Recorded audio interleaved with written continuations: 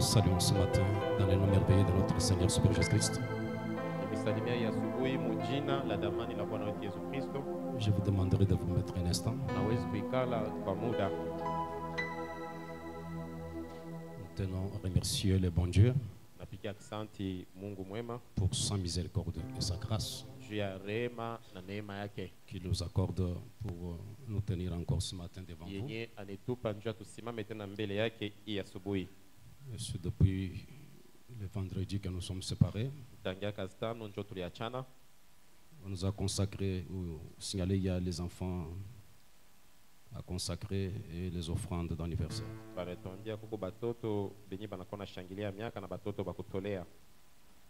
Si on peut les amener rapidement.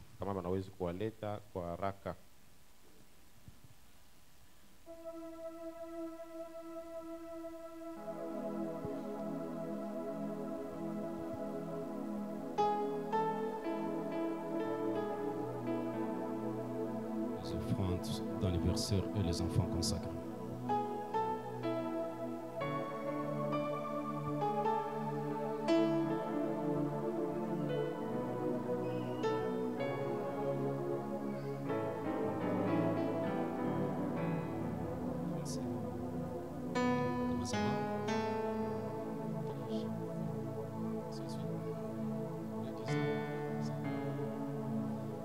Précieux maître de la vie, nous te disons merci ta pression pour ta protection envers cette fillette qui a totalisé 6 ans. Que ton nom soit béni à jamais, Père. Il y a celle-ci qui a totalisé aussi 10 ans. Que ton nom soit béni à jamais, Père.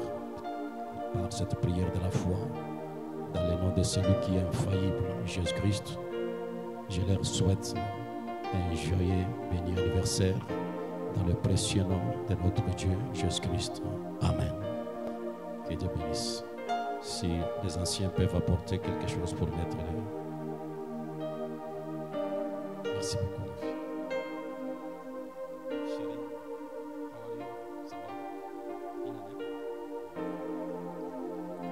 va? Seigneur Jésus, tu as dit dans ta parole, tout ce que vous bénirez sera béni. Je bénis ce petit enfant qui a totalisé une année. Nous croyons que c'est toi qui es le protecteur, le gardien de nos âmes. Dans le nom de celui qui est en nous, Jésus-Christ, je le souhaite un joyeux et heureux anniversaire au nom de Jésus. Amen. Ça va, merci beaucoup. Comment ça va? Quel âge? Tu t'appelles comment? Quoi? Immaculée. Ça va. Dieu de Dieu, donateur de tout, don parfait, excellent, l'auteur de la vie que nous avons, dispensateur de tout don excellent. Nous te disons merci ta pression pour cette vie que tu as gardée alors qu'elle vient de totaliser 10 ans de ce côté-ci de l'éternité. Père, par cette occasion, je la bénis et je le souhaite un heureux et joyeux anniversaire au nom de Jésus-Christ. Amen. Ça va, que Dieu bénisse. Chérie, comment ça va? Quel âge? 6 ans. Nous te disons merci et nous t'apprécions, Chef suprême, pour ta grâce et ta bonté que tu as accordée à cet enfant de totaliser 6 ans, Père.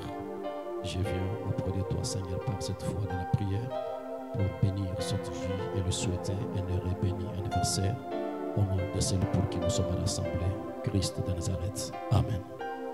Sois béni, merci beaucoup.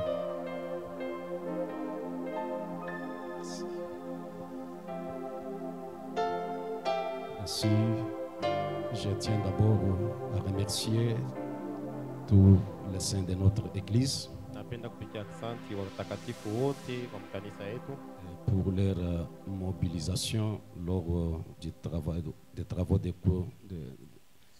coulement des balles, de la dalle plutôt.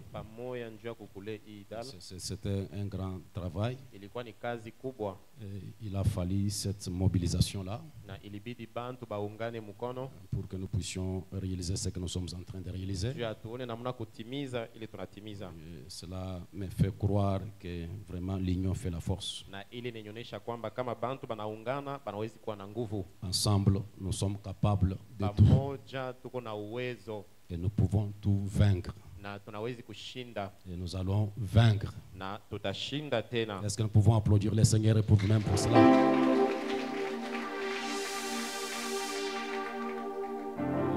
Tout ce que vous avez pu donner pendant ce temps, les ferrons, les souscriptions, et tout ce que vous avez pu donner, l'argent, la nourriture, Yote ile mulileta, iwe chakula, iwe vyuma, iwe ciment. nous tenons à remercier toutes les équipes qui ont pu travailler, Na tunapigia asante mankundi yote yenye litumika, commençant par l'équipe de maçons, kuanzia kwa bale biko na jenga, les administrateurs wazamini qui ont vraiment été souciés de ça. wenye walikuwa na benye kuchukua hii maneno kuro. Notre groupe qui est en train de récolter l'argent à manger. Ya bale banduku balikuwa biko na beba makuta na kutafuta chakula. Tous les efforts que vous avez pu conjuguer, Ile nguvu yote yenye muliunga, vos dîmes et vos offrandes machekumi na masadaka yenu qui ont contribué aussi à la réalisation de cette là. yote ilieneza njoo kwamba hii kazi itendeke. Cela nous a donné une idée, Iko nitupatia mawazo, de telle manière que quand nous allons avancer, nous savons comment avancer. tunajua kumbi kule tuko nenda tutaenda namna gani. Nous croyons que c'est le Dieu Tout-Puissant qui vous a donné toutes ces capacités-là. Tunaamini kwamba ni Mungu wa uwezo njoo ananipatia ile uwezaji yote. Ainsi, je tiens aussi à remercier un frère au milieu de nous qui m'avait remis la fois passée là. Napenda tena kupigia asante ndugu katikati yetu alinipatia siku iliyopita. Cette belle montre que je porte ici, Hii saa mzuri mnaona mimi navaa, un paire de ketch, alinipatia bilato vya ketch cela m'avait beaucoup flatté. na ile ilinipa furaha zaidi. L'un des anciens de l'église, Na bazee ba zamani, l'un des anciens de l'église mmoja wa bazee ba kanisa m'a remis ce complet que je porte ce matin pour prêcher alinipatia tena l'évangile. hii ngochi mnaona mimi navaa hii asubuhi.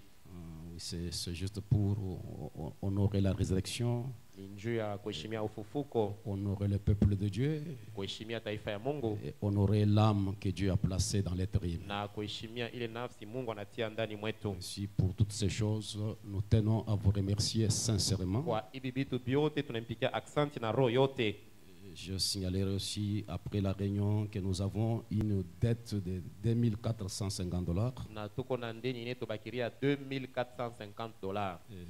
Je réveille la conscience de ceux qui nous avaient fait la souscription. Niko nalamusha zamiri ya bale bote benye balitulaka kwamba bataleta kitu fulani. Ils peuvent aussi s'y donner Kama mnaweza kufanya mwenu mote na mulete, pour que nous ne soyons pas aussi embrouillés. njuu ya kwamba bashanze kutupinda ndeni. Et les directives de la prochaine, des prochains pas sera donné le dimanche prochain, Na juma ijayo tutemiambia namna kani tena tutachangisha. quand nous aurons à parler avec les administrateurs comment Wakati procéder. tutaongea na wazamini njuu ya tuone namna kani tutaenda.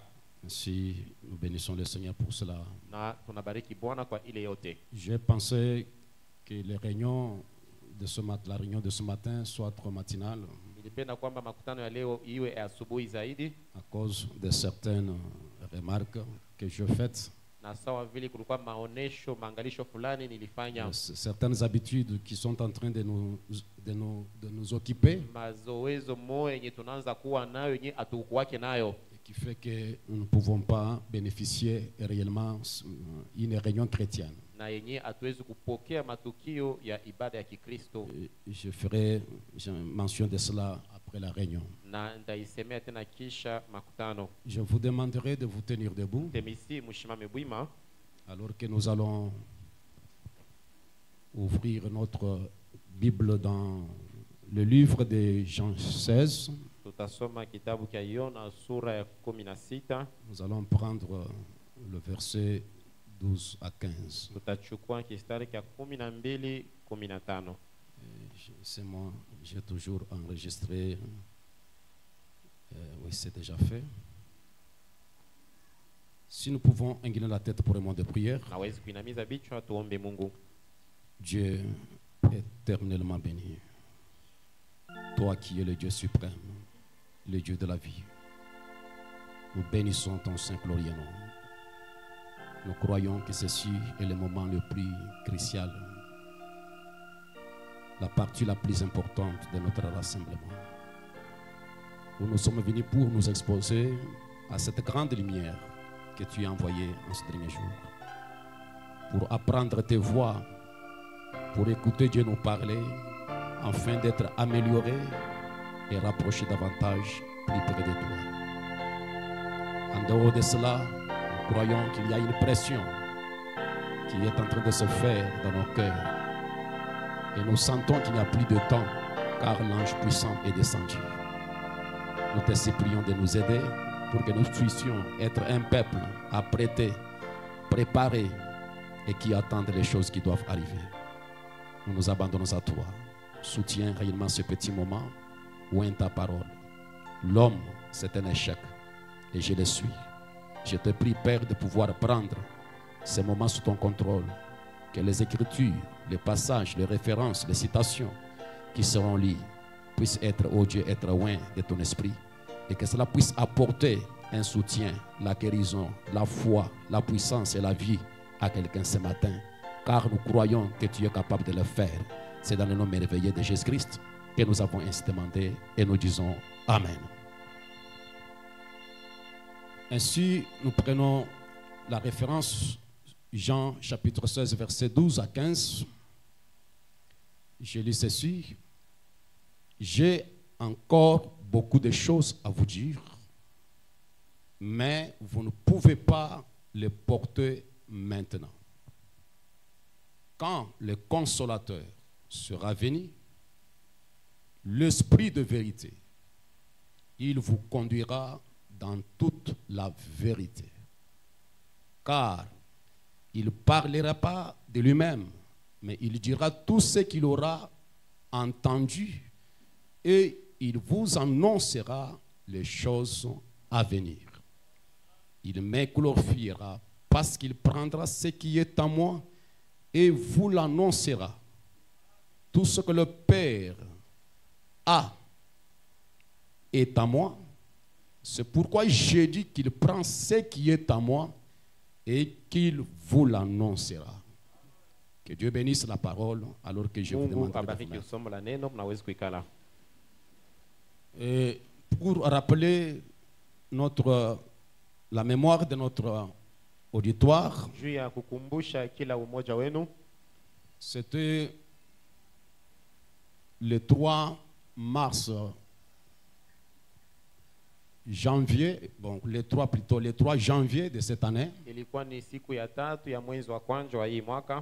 que nous avons commencé à parler sur un grand thème intitulé le glorieux mystère de Dieu révélé dans notre temps. Et cela, tel que le messager les a énumérés dans ce message, messieurs, est-ce le signe du temps de la fin?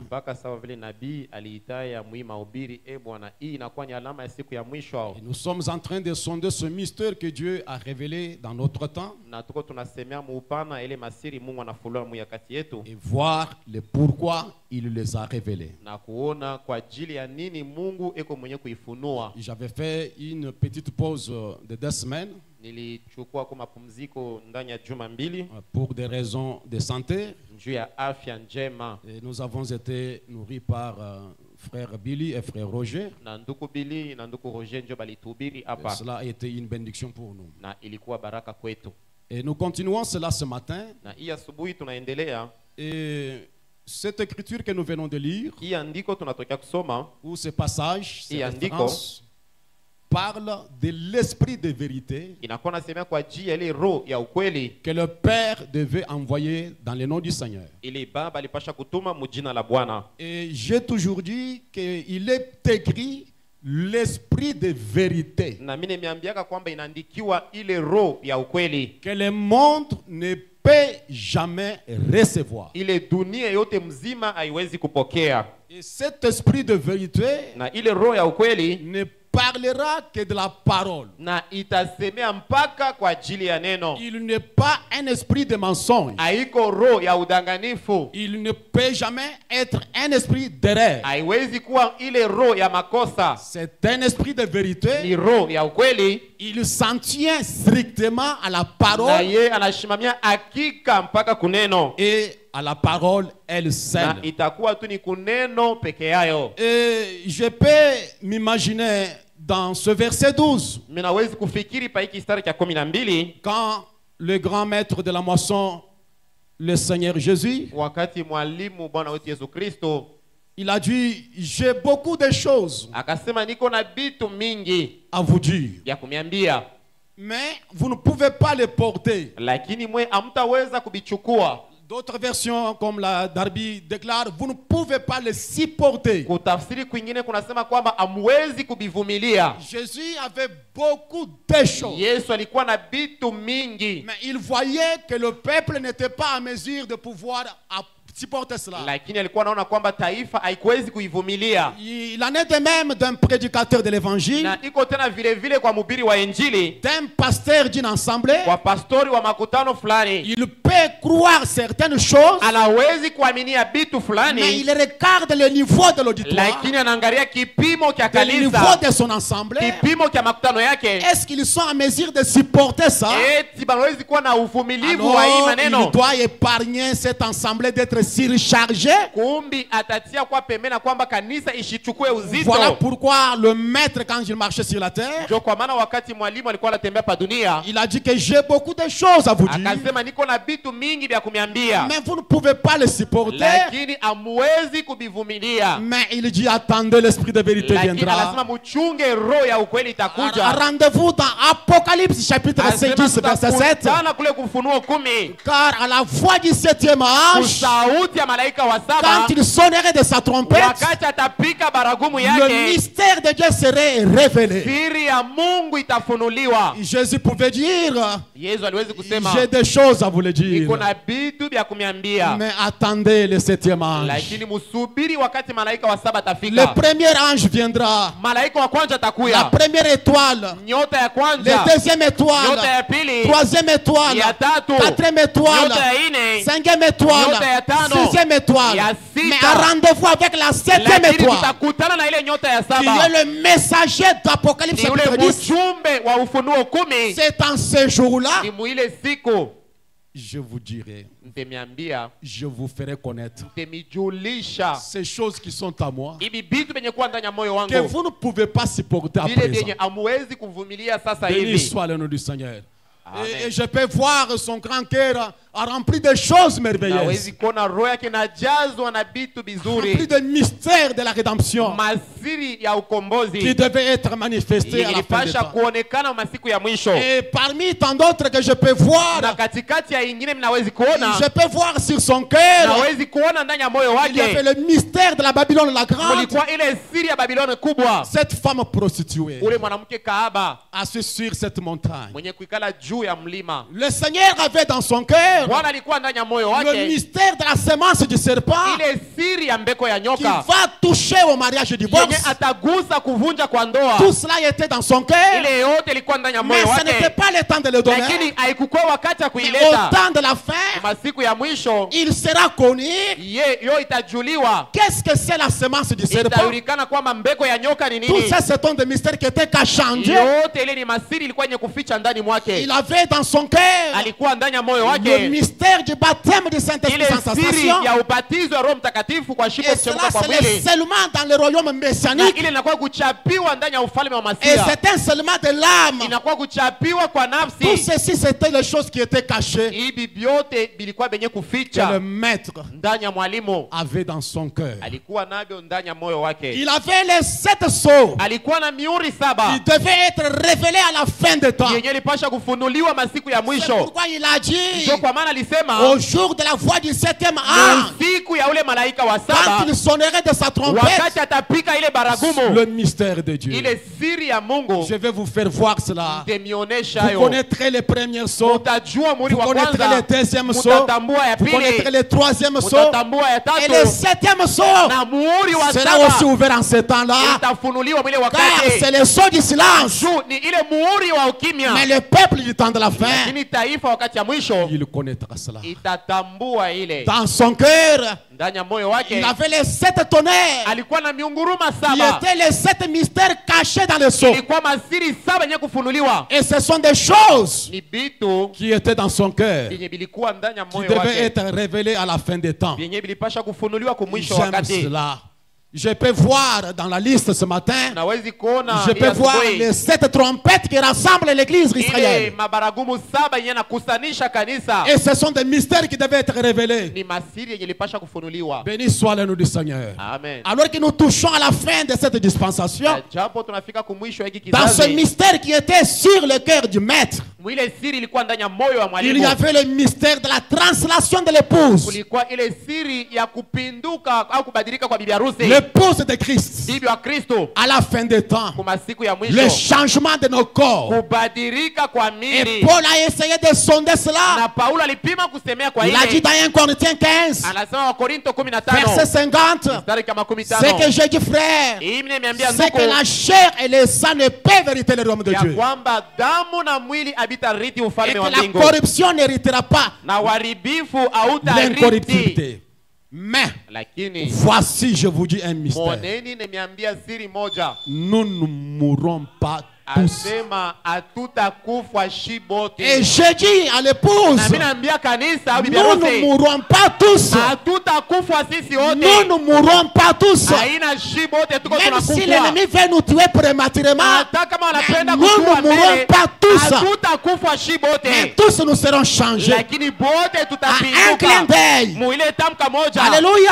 Amen. À la dernière Kwa ile trompette. baragumu ya Car mwisho. cette dernière trompette Tu hii baragumu ya mwisho sonnera itapika en même temps que le septième messager wakati malaika wa prêche son saba évangile. yako na ubiri ujumbe Ce yake. sont des mystères Ni masiri yote qui hii concernent l'état où nous vivons. yenye inaangalia hii Et nous wakati serons tunaishi. changés Na et tutabadilika, emportés dans la gloire tutachukuliwa à la mutukufu rencontre du Seigneur dans les juu ya airs. kwenda kukutana naye. Et il y a beaucoup de mystères Kuko masiri Il y a beaucoup de mingi, choses kuko vitu que le mingi Seigneur avait dans son vile cœur. Bwana alikuwa navyo ndani ya Mais moyo il a wake, regardé l'église. lakini anaangalia Vous kanisa, ne pouvez pas s'y porter. anasema njuu ya hivi hamtaweza Comme je kuvivumilia. pense, j'ai un message, ça fait des années, je ne sais pas comment apporter ce message. Ni kuna ujumbe fulani kunakuwa miaka siyajua J'ai dit, nitaileta mais namna il kani, fallait qu'on mette un rideau.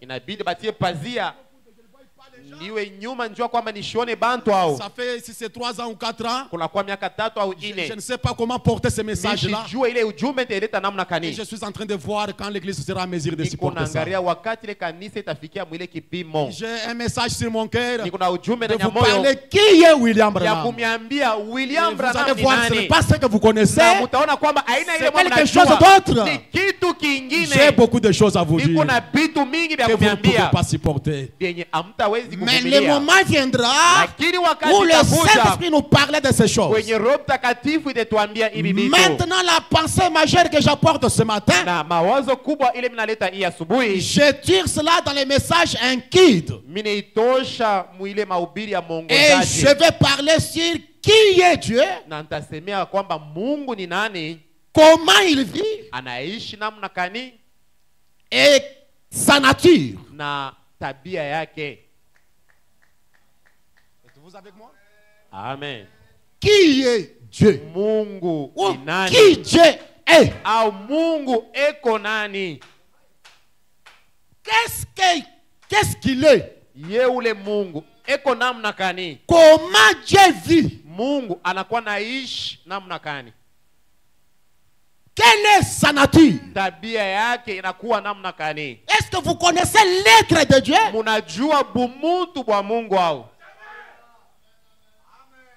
Ce sont des mystères Inakuwa ni masiri qui devaient être révélés yenye ilipasha kufunuliwa à la fin des temps, kumwisho ya wakati, après l'ouverture de cette sceau. kisha ufunulivu wa mihuri 7.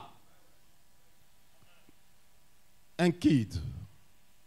Prêcher, Mwongozaji. mon ami, sois avec moi pendant que je parle là-bas. C'est prêché le 14 octobre 1962. Nyekubiri mwile tarehe. Nous commençons par CAF 33. Suivez-moi, parce que c'est la pensée majeure. Tunaanza kistari kama 13 njoo yenye msingi ya Je mawazo. crois que si peut-être le Seigneur ne me conduit pas autrement ce matin, nous allons développer cela pendant la semaine dans des réunions de prière. Na Mungu atatusaidia, tutaona namna kuisemea katikati ya makutano ya maombi. Frère Banamji, Nabii anasema, Dieu envoie un guide. asema Mungu anakuwa natuma mwongozaji. Et Dieu veut que vous vous souveniez que cela, le guide qu'il a désigner. Na Mungu anapenda kwamba mkumbuke kwamba ni huyu ndio mwongozaji ule mwenye yana chakula. L'esprit de vérité Ile roho ya ukweli qui vous conduira dans toute la vérité. yenye itemiongoza mu ukweli wote. Et le messager continue en disant, Na nabii anaendelea mkusema, et nous devons nous souvenir de lui. asema tunapasha kumkumbuka kila wakati. Il est ici. Ye eko hapa. Jésus a dit, Yesu alisema, je ne vous laisserai pas, je ne vous laisserai pas, je prierai le Père et il vous enverra un autre consolateur. asema shite miacha wayatima, lakini nitaomba Mungu amitumie mfariji Et mwingine. ce consolateur, Na ule mfariji quand il viendra, wakati atakuja, il nous conduira atatongoza, dans toute la vérité. atatongoza mu ukweli wote. Et Frère Branham dit, Na nabii anasema, et la parole de Dieu na neno ya Mungu est la vérité, iyo njo ukweli, et la parole na neno est Christ. ni Je Kristo. peux entendre l'amen? Amen. Je suis le chemin, Niko la njia, vérité et la vie. ukweli na uzima. Il est la parole. Ye eko neno. Au commencement était la parole. Kumwanzo kulikuwa neno, Et la parole était avec Dieu. na neno ilikuwa pamoja na Mungu. La parole était Dieu. Neno ikakuwa Mungu, Et la parole a été faite na chair. neno ilichukua mwili Et l'a habité parmi nous. na iliketi katikati yetu. Alors, Na sasa si nous suivons le vrai, kama tunafuata ule wa kweli, le véritable ule guide, wa kweli mwongozaji, le Saint-Esprit, Roho Mtakatifu il devra nous dire anapasha kutuambia ce qu'il a vu, kile ye aliona, ce qu'il a entendu. kile ye alisikia. Il devrait nous montrer les choses à venir. Alipasha kutuonesha maneno ijayo. Ce guide Ni ule mwongozaji a des yeux qui voient. eko na mecho yenye kwa naona, Ce guide ule mwongozaji a des oreilles qui l'entendent. eko na masikio yenye kwa nasikia, Et il a une bouche qui parle. na eko na kinywa yenye kwa nasema. Béni soit le nom du Seigneur Jésus. Amen. Est-ce que vous croyez ça? Amen. Est-ce que vous croyez ça? Amen. Et frère Branham déclare Amen. Na ndugu mwana masema amina. Vous y êtes? Asema munasikia. Il vous montrera Asema. les choses à venir. Atemionesha ile mambo yote itakuyaka.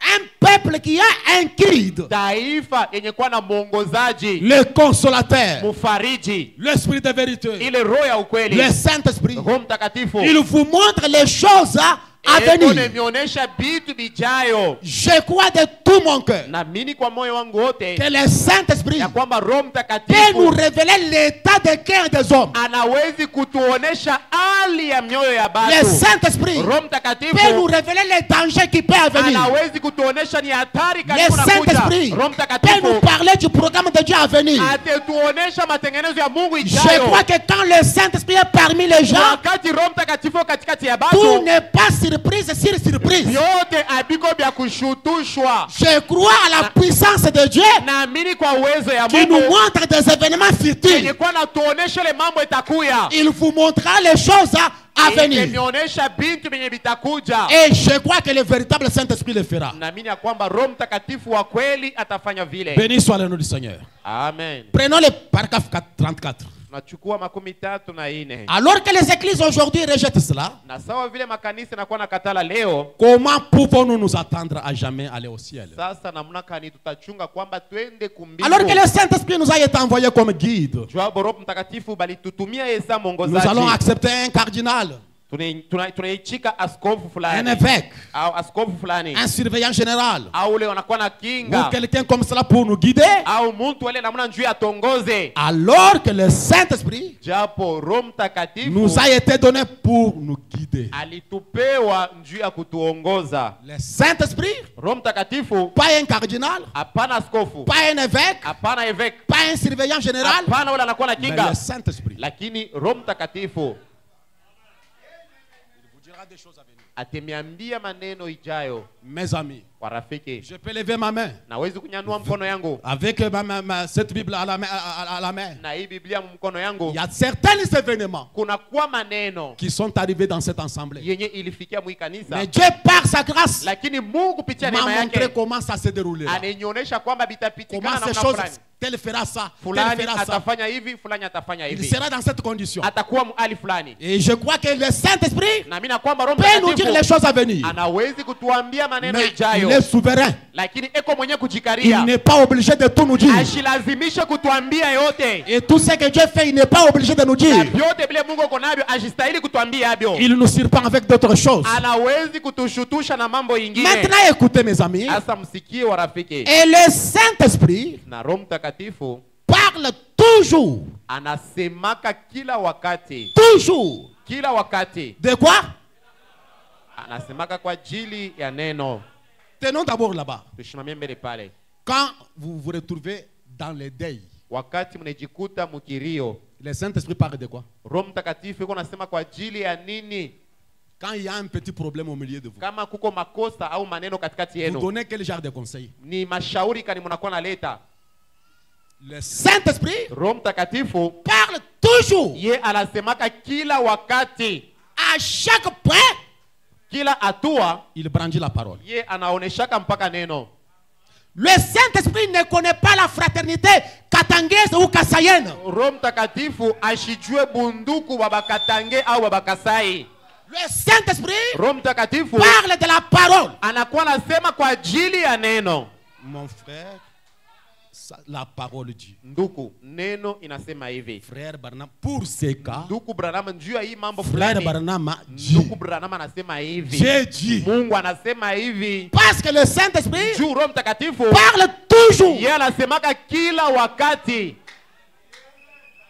Vous vous retrouvez. Mwe mnajikuta. Ile mungunji yenu. Mnajikuta pale. Mnaanza mashimango, makritika, ceci de cela. Le Saint-Esprit parle toujours. Roho Mtakatifu yeye anasemaka kila wakati.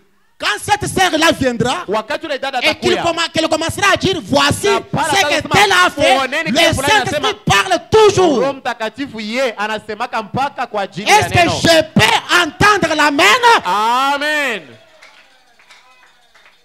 Vous ne voyez pas un frère dans le péché Aone nduku ndani ya zambi et vous l'encouragez, na we vous unamkankamisha, l'enfoncez. unamwachia atuangie Non. yeye ndani ya ile zambi. Le Saint-Esprit Roho Mtakatifu parle toujours, yeye anasemaka kila wakati, même dans votre chambre à coucher, hata mchumba yenu ya avec kulala votre femme. na bibi yako. Le Saint-Esprit Roho Mtakatifu parle toujours. anasemaka kila mara. J'ai besoin de vos amens. Amen. Qu'est-ce que vous dites à votre femme? Unaambiaka bibi yako nini? Qu'est-ce que vous dites à votre femme? Ni bintu kani unaambiaka bibi yako? Qu'est-ce que vous dites à votre mari? Ni bintu kani unaambiaka bwana yako? Le Saint-Esprit parle Roho toujours. Mtakatifu ye anasemaka kila wakati. Preso. Le Saint-Esprit parle toujours. Roho Mtakatifu anasema kila wakati J'aime ça. kwa ajili ya neno. Est-ce que je peux encore entendre un gros amen? Amen. Je vais voir s'il est là. Napenda kuona kama Je yeko vais hapo. voir si le Saint-Esprit est là. Napenda kuona kama yeye mwenyewe Il yeko. parle toujours. Anasemaka kila wakati. Hein? Quand vous sortez toujours, toujours. Kama mnasema kila wakati. La parole. Neno tu. J'ai beaucoup de choses à vous dire. Niko na vitu mingi vya Vous ne kumiambia. pouvez pas les comprendre maintenant. Lakini hamuwezi kubielewa sasa hivi. Supporter, Kubivumilia cela veut dire comprendre. ni kusema kuelewa, Mais lakini quand il sera venu, wakati ye atakuja il vous conduira vers ces choses. atemiongoza kubile bitu. Frère Branham dit, Ndugu Branham anasema voilà pourquoi il y a eu des sauts. asema njo kwa maana kukakuwa ile miuri, Il vous conduira à ces choses. atemiongoza kubile bitu. Voilà pourquoi Njo kwa maana il y a eu les sauts. kukakuwa miuri. À la fin du 7e saut, Kumwisho ya muuri wa saba, après le premier saut, kisha muuri wa kwanza, deuxième saut, wa pili, cinquième saut, wa tano, sixième saut. wa Mais sita, à la fin du septième saut, lakini kumwisho ya muhuri wa saba le mystère de Dieu asema ile siri ya Mungu s'accomplirait. itatimilika. Quel ce mystère? Ni siri kani? À savoir Ya kujua qui Dieu est. ya kwamba Mungu mwenyewe eko nani, Qui Dieu est. na Mungu mwenyewe eko nani, Ce qu'il est. kile eko. Je dis, vous dites Amen. Amen. Vous pouvez croire à un Dieu dont vous ne connaissez pas qui il est. Munawezi kuaminia Mungu lakini amujui kile eko, Et vous pouvez croire à un Dieu, vous ne savez pas qu'est-ce qu'il est. na munawezi kuaminia Mungu lakini amujue eko nani, Comment il vit. anakuwa naishi namna kani, Sa nature, asili au tabia yake, son être. bumuntu bwake.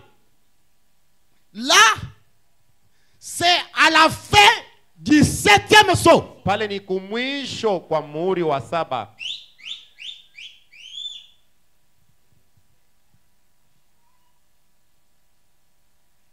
À ce moment-là, Na mwile wakati parce que le problème avec moi, njuu mambo yenye mina ce kuwa n'est nayo pas faire des exposés, haina tu mais je vais kuniambia. voir si nous sommes en ce moment-là. Mimi napenda kuona kama tulishafikia mwile wakati. Vous êtes censé, en d'autres termes, vous êtes obligés Ndingusema munapashwa, d'être où? munapasha kuwa En bas. mwile wakati, À ce moment-là, na mwile wakati vous êtes obligés munapashwa d'être ici en haut. ni kusema kuya Et huku ma yulo, na prière maombi est que yangu Life Tabernacle kwamba live maskani ne soit pas terre à terre. tushibakie ba chini Et chini, vous ne devez pas manger la nourriture des petits enfants. mupashe kula chakula ya batoto Parce que nous kidogo. devons être ici en haut. Tunapasha kuwa huku yulu, Nous allons les voir cela. tutaona ile. Vous voyez? Mnaona Pour amener, Juu ya nous kufiki- amener à la pleine stature de fils et de filles de Dieu. juu ya kutufikisha kwa ile sanamu ya kweli ya batoto banaume na Une banawake ba église Mungu, qui a été lavée dans le sang de Christ, kanisa yenye kusafishwa mudamu ya Yesu, a racheté sans argent, yenye kukombolewa kwa shipo pesa, acquise par le sang de Jésus. yenye kuwinia kupitia damu ya Yesu. Cette église acquise par le sang de Ile Jésus, kanisa yenye kuwinia kupitia damu elle ya est la Yesu propriétaire du Dieu vivant. inakuwa ni kitu kya upekee kya Mungu aliye hai, Et aucun témoin na hakuna pepo mchafu n'a le pamoja, droit légal, haiko na fadhili na aucune sheria, puissance maléfique hakuna hata ne pepo peut faire mchafu du mal à cette église. haiwezi Parce kukosea ile qu'elle est kanisa. acquise par le sang. Juu iliwinia Elle est kupitia la damu. propriété de Dieu. Ni kitu cha En upekee kya d'autres Mungu. termes, Msemo ingine c'est Dieu qui se décide sur elle. ni Mungu njo eko nachukua mipango kwa ajili yaye. Pendant la semaine. Amen. Une église. Kanisa Nous allons voir. tutaona, En haut, c'est où? tutaona huku yulu ni wapi. Ce n'est pas les littériens. Aina wakiliter, Ce n'est pas un peuple donc fanatique. aina Ne taifa connaissant rien de la tu ya parole. usupavu yenye aijue kitu kya neno. Maintenant, ces 5 points nous intéressera. Et je vais parler aujourd'hui le premier point. Na leo nitasema Mais kwa nukta ya ces kwanza. 5 points nous intéressera dans des réunions de prière pendant la semaine. Ili manukta tano itatusaidia mu makutano ya maombi. Le premier point, Nukta ya kwanza, qui est Dieu ou qui Dieu est. na Mungu mwenyewe ni nani na eko nani.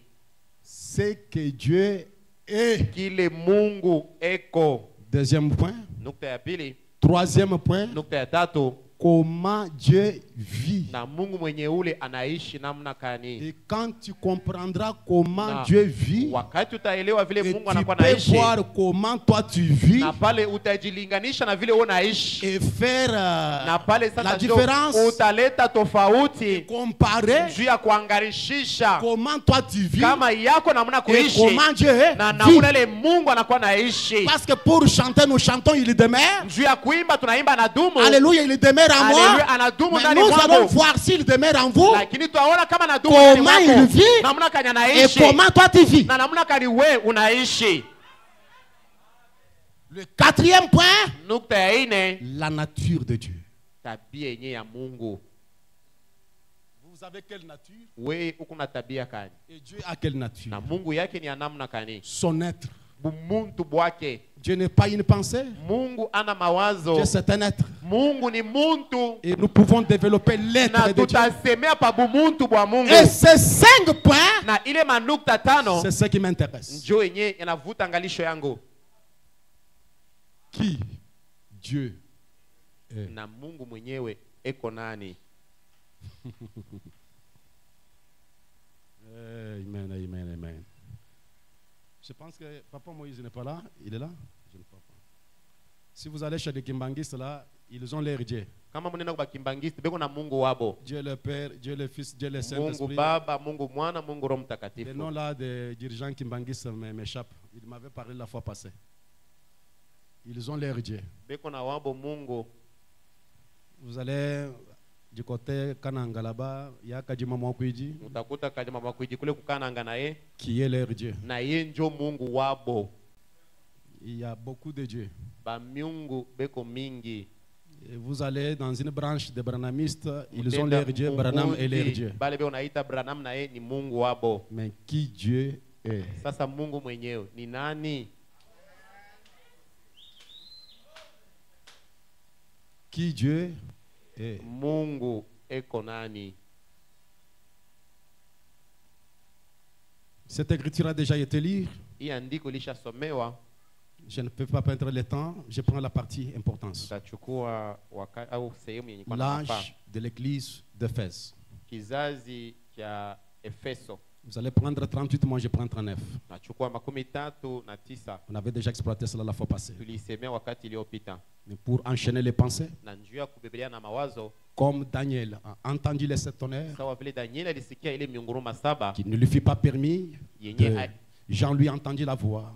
Yona alisikia Mais ce sauti. livre a été scellé et les dos du livre a été scellé de cette Lakini sorte. mkongo wa kitabu ilichapiwa na mihuri 7. Cependant, au jour où ce son devrait être ouvert, Na musiku ile mihuri ilipasha kufunuliwa, le mystère de Dieu ile siri ya Mungu serait terminé. ilipasha kumalizika. En d'autres termes, Mumisemo ingine, Dieu Mungu serait connu atajuliwa de son église. kwa kanisa yake. Écoutez la pensée, Musikie mawazo. non pas comme 3 personnes, Aina kumufamia sa bantu batatu, mais lakini comme étant une seule personne. sawa muntu moya. Le mystère de Dieu Na ile siri ya Mungu serait révélé. ilipasha kufunuliwa. Et lorsque cela serait complètement révélé, alors les 7 mystères s'ouvriraient à l'église, parce qu'alors l'église vivra sous l'inspiration du Saint-Esprit, le s'émouvant de ci et de là, nous avons parlé la fois Na passée. pale itafunuliwa, kanisa itaishi chini ya ufunuo. Donc ce mystère sera révélé Ni kusema ile siri itafunuliwa dans les sceaux. mumiuri, En d'autres termes, mumisemo ingine. Dieu serait connu de son église. Kanisa itafamia Mungu. Et nous rentrons Na à la tunarudia fin du 7e sceau. kumwisho ya muhuri wa Le 7. mystère de Dieu s'accomplirait, Siri ya Mungu à itafunuliwa. savoir qui est Dieu. Ya Qui Dieu kujua est. kwamba kile Mungu Parce que le eko. problème est que Dieu serait connu de son église. Njuu mambo ni ya kwamba kanisa itafamia Mungu wake. L'église connaîtra son Dieu. Kanisa itafamia Mungu wake. Béni soit le nom du Seigneur. Amen. Maintenant, Sasa hivi Frère Branham dit, ndugu Branham anasema dans Exposé des âges, mubizazi bya kanisa, page 21, 21. Frère Branham dit, Nabii anasema des gens disent que Jésus est le Fils éternel de Dieu. asema Yesu ni mwana wa milele wa Mungu. N'est-ce pas là une contradiction? Ile haiko kupingana au? Qui a jamais entendu parler d'un fils qui serait éternel? Nani unaisha sikia kama anasemea kwa mwana lakini mwenye kwa wa milele? Parce que le mot éternel signifie ce qui n'a ni commencement ni fin. Milele ni ile haiko mwanzo haiko mwisho. Un fils doit naître. Sasa mtoto anazalika. Mais comment il doit être un fils éternel? Kani atakuwa mtoto lakini wa milele? Les fils ont un commencement. Batoto banakuwa na Mais mwanzo. ce qui est éternel n'a ni commencement. Na ile ya milele haikalake na mwanzo au Pas eu mwisho. de commencement. Haikukue na mwanzo. Il est le Dieu éternel. Ye eko ule Mungu wa milele. Jéhovah manifesté dans la chair. Mwenye kuonekana ndani ya mwili. Qui est Jésus? Yesu ni nani? Pas un fils éternel. Hapana mwana wa milele. Il est le Dieu éternel. Lakini ni ule Mungu wa milele. Jéhovah manifesté dans la chair. Kuonekana ndani ya mwili ya bumuntu. À l'ouverture du 7e sceau, nous connaissons qui est Jésus, la plénitude de la divinité habitèrement en lui. Avant lui, il n'y a point de Dieu. Après lui, il n'y en aura point. Oh Yahweh, Jéhovah de l'Ancien Testament. C'est Jésus dans les nouveaux. Il est le Dieu éternel, manifesté dans la chair. Ça, c'est le Saint-Esprit qui parle toujours de la parole. Et quand il chante toujours la parole.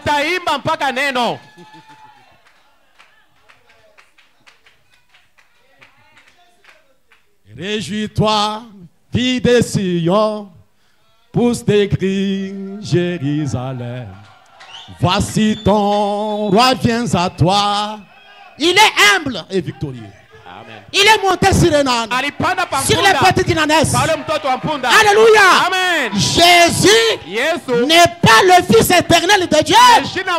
Il est le Dieu éternel, le Jéhovah manifesté dans la chair. Est-ce que je peux entendre l'amen?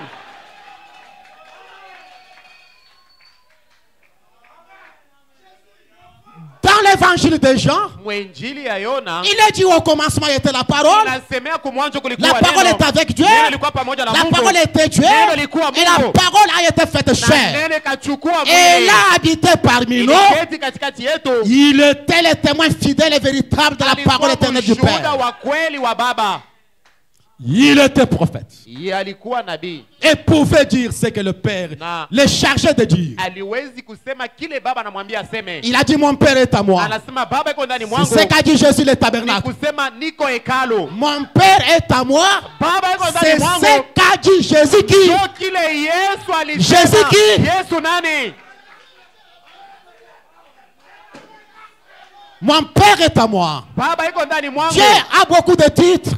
Notre justice, notre paix, toujours présent, Père, Fils et Saint-Esprit.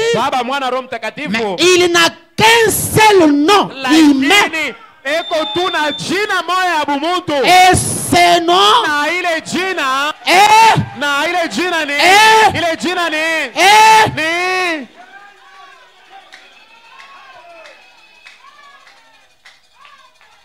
à l'ouverture du 7e sceau, nous connaissons qui est Dieu.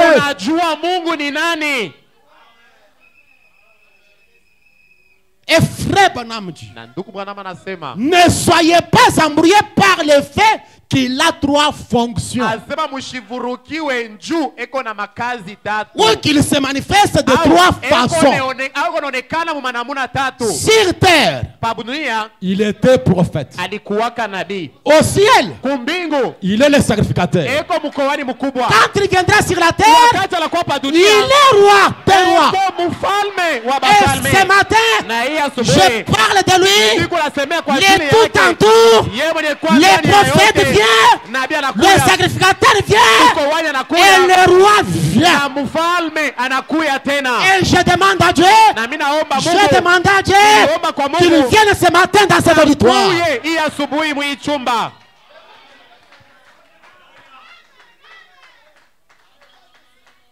Est-ce que vous le croyez?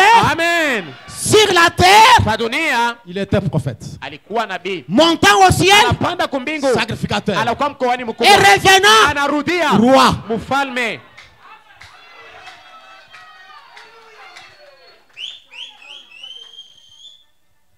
Le signe prêché le 8 mars 63. Alama 64 plutôt. alama yenye kubiri mwile tarehe. Le 6 mars 64. Yenye kubiri mwile tarehe.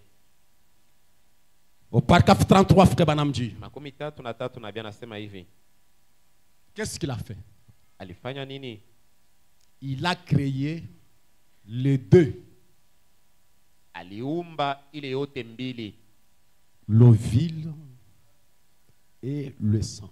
Akaumba ile mbeko na damu. Ça, c'est Et comment le corps messianique a été formé dans le ventre de Marie. Mwili ya Masia ilitungiwa mtumbo ya Maria. Lors de la conception, quand une femme conçoit, Wakati ile bibi anachukua mimba, il doit y avoir des éléments. inabidi kunakuwa mauchepuko. Il doit y avoir le sperme Kunapasha kuwa ile banaita sperme qui doit partir, yenye inapasha kwenda pénétrer l'ovile. kuingia ndani ya ile riai. Et quand le germe va, Na wakati ile uchepuko entre inaenda dans l'ovile, inaingia ndani ya ile ovule. le germe, c'est l'homme qui envoie. Ni kusema ile germe ni Bwana ndio anakuwa Et naileta. l'ovile, c'est la femme qui Ile riai dispose. ni bibi ndio anakuwa natayarisha. C'est pourquoi vous êtes une partie de votre père Njoo et kwa de votre maana mère. uko sehemu ya baba yako na ya Mais mama yako. Jésus Lakini Yesu ye Était une partie de son alikuwa père ni uniquement. sehemu ya baba yake ye mwenyewe. Parce que Marie Juu Marie n'a pas envoyé son ovile. akukwena yake ovili la lileta. Et Jésus est immaculé. Na Yesu alikuwa En bikira. d'autres termes, Mumisemo il ingine. est né en dehors d'une sensation féminine. Alizarika nje ya ile nia ya bwanamke. C'est pourquoi dans le sein de Marie, Njoo kwa maana mtumbo ya Marie Dieu Mungu a créé les deux. aliumba vyote biwiri. Il a créé le sperme, Anaumba ile banaita sperme. il a créé l'ovile, Anaumba na ile et ovile. Marie était incubatrice. Na Marie kazi yake ilikuwa ni kuchunga tu. La couveuse. C'est Ilikuwa ça le tu ni terme approprié. couveuse. Il a été une couveuse. Ye kazi yake ilikuwa ni kuchunga tu ile mbeko. Et la couveuse a permis Na iliruhusu que l'ovile ya kwamba ile mbeko et le sperme ikomee. grandissent. Ikomee. Il a donné la chaleur. Analeta kile kivukutu. Et ce corps Na ile mwili s'est développé à Marie ilikuwa na komea ndani ya à Marie cause de la nourriture kwa ajili ya ile chakula que Marie mangeait. ile Marie alikuwa na kula.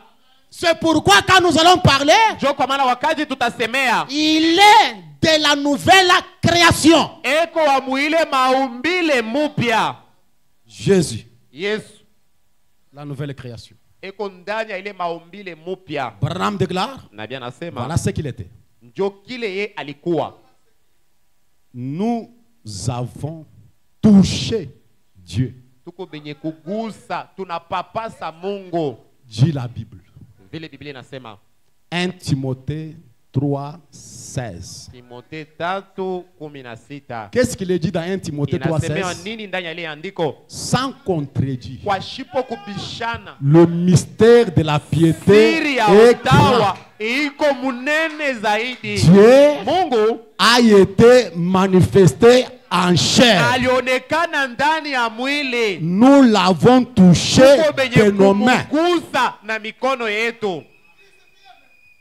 ce corps, ile mwili, ce corps, ile mwili, ce tabernacle ile Jésus, maskani yenye banaita Yesu, ce corps ile mwili était Dieu. ilikuwa ni Mungu. J'aime vous entendre dire Amen. Amen. Ce corps, Ile mwili, je parle d'abord du corps. niko nasemea kwa ajili ya mwili Ce mbele. corps Ile mwili était Dieu. ilikuwaka ni Mungu. Certainement qu'il l'était. Hakika tu alikuwaka vile. Il était Dieu d'un bout à l'autre, Alikuwaka Mungu kumwanzo na kumwisho. sous la forme d'un être humain. Muumbo ya mtu yuko Maintenant, anatembea. depuis que le monde est monde, Sasa tangia dunia iko montrez-moi dunia, un autre corps qui était Dieu. muoneshe tena mwili ingine yenye ilikuwa Mungu. Je parle du corps. Niko nasemea mbele juu ya mwili tu.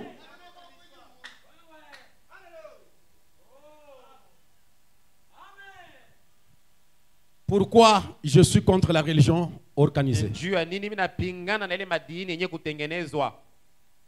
Prêché le 11 novembre 62, Kuhubiri mwile tarehe paragraphe 76.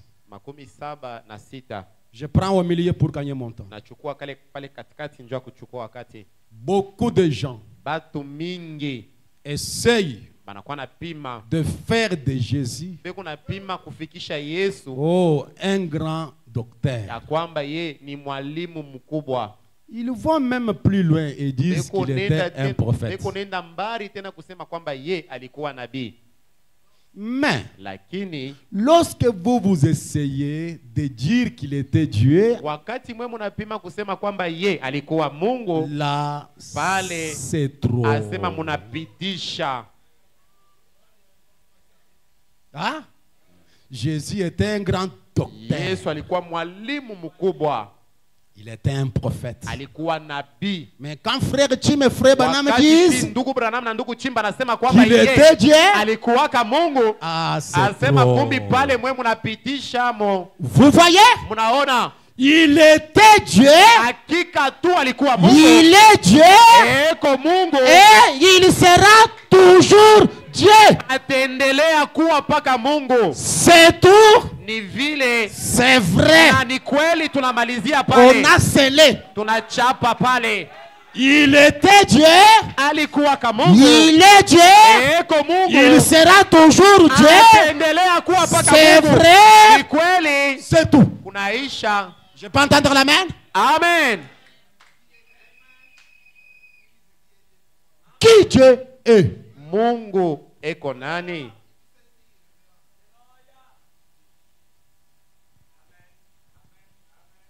Il y a des assemblées perdues. Kuko makutano ilishapotea. Oh, nous adorons Dieu sous la forme de Branham. C'est de Je- l'idolâtrie. Tuko naabudu Mungu muumbo ya nabii. Ile ni kuabudu kwa A sanamu. son nom et il a sa forme. Asema Mungu eko na jina yake na Sa eko forme na, humaine. eko na umbo yake ya Il peut bubutu. emprunter d'autres formes. Anawezi kukongola Mais il a maumbo sa forme yengine, humaine. lakini eko na yake mwili moya tu.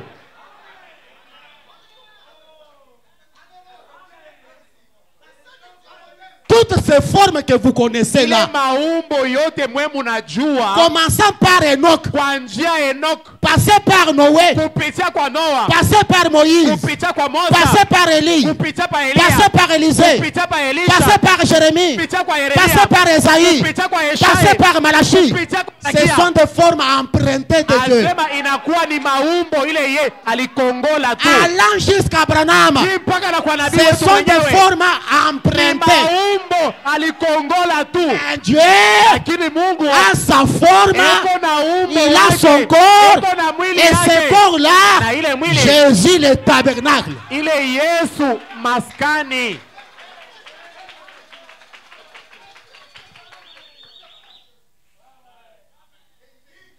Nous avons touché Dieu.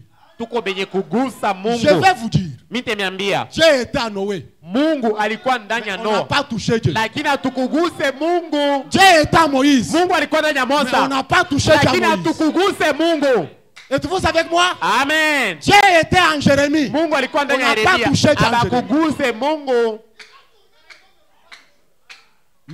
lakini en Jésus, ndani ya Yesu, là on a ni touché. kusema ukiguse hivi unagusa ni Mungu, Kama unagusa hivi unabamba hivi ni Mungu ni peke. mwili ya Mungu, wewe mwenyewe unagusa.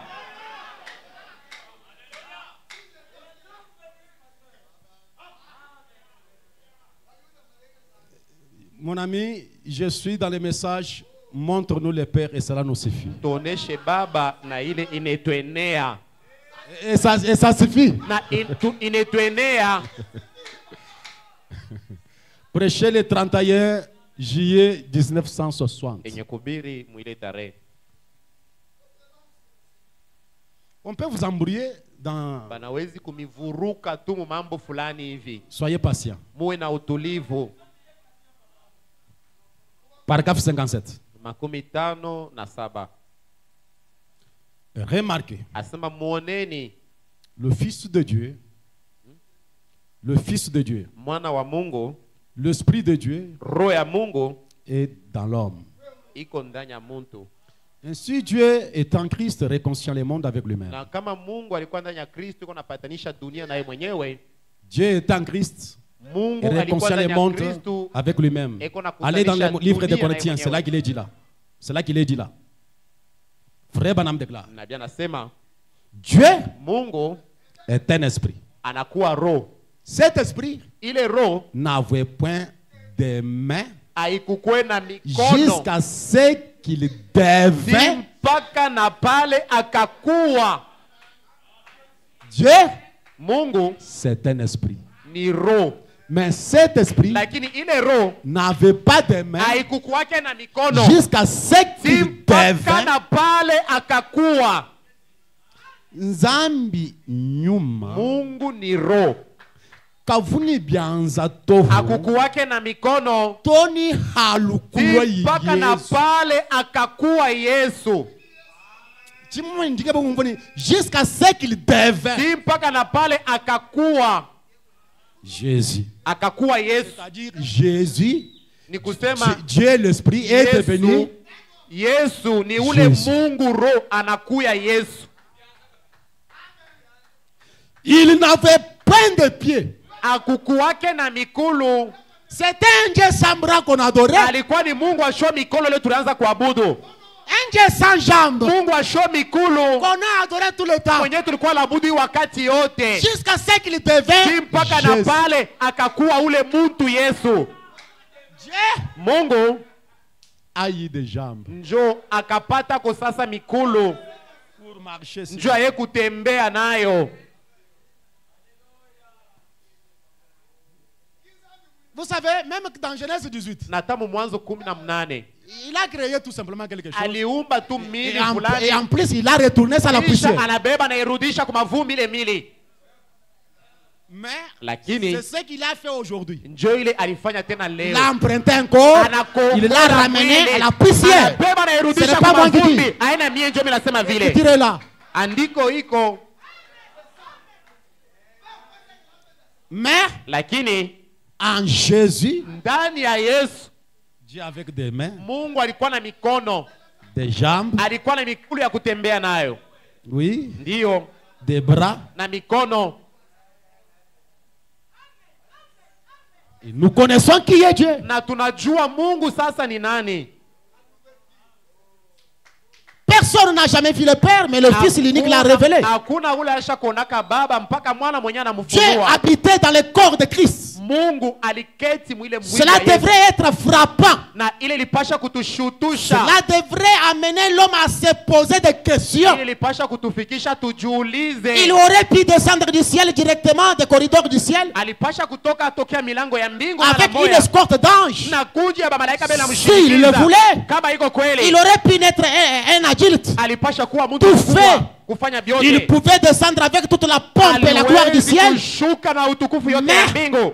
il a choisi cela. Lakini alichakula ile Il njia. est venu dans une étable. Anakuya mukale ka nyumba Il ka est né sur wanyama. un tasse de fumier. Anazarika chini ya manyanshi. Et le petit Na Jéhovah kale ka Jehova katoto pleurait dans la grèche. alikuwa na ria mule mkitunga. Quand Jésus pleurait, Wakati Yesu alikuwa na quand ria, cet enfant pleurait, pale ule mtoto alikuwa analia. Ule mtoto analia. C'était qui? Ilikuwa ni nani? Le petit Ilikuwa ni Jéhovah. Jehova mtoto iko analia. Quand on les lavait, Pale baba anamnawisha, analia. c'était Ilikuwa petit ni Jéhovah. Jehova mtoto wa maimai. J'aime ça. Que les bouddhistes voient, Babudiste ils seront sauvés. bataokolewa. Que les musulmans voient, ils seront sauvés. Car le salut est lié à ce seul corps. iko yenye kuungana na ile mwili. Le petit Jéhovah Ule Jehova wa maimai pleurant dans la crèche. eko na ria mkitunga. Le petit Jéhovah Ule Jehova mtoto jouait comme un petit garçon. eko na cheza saka toto Le kanaume. petit Jéhovah Ule Jehova kidogo travaillait durement comme un eko homme. na tumika sa mwanaume. Il a changé de forme Alibadilisha umbo pour rester avec nous. juu ya kubaki pamoja nasi. Dieu devint un homme. Na Mungu akakuwa muntu. Dieu Mungu devint akakuwa un homme. akakuwa muntu.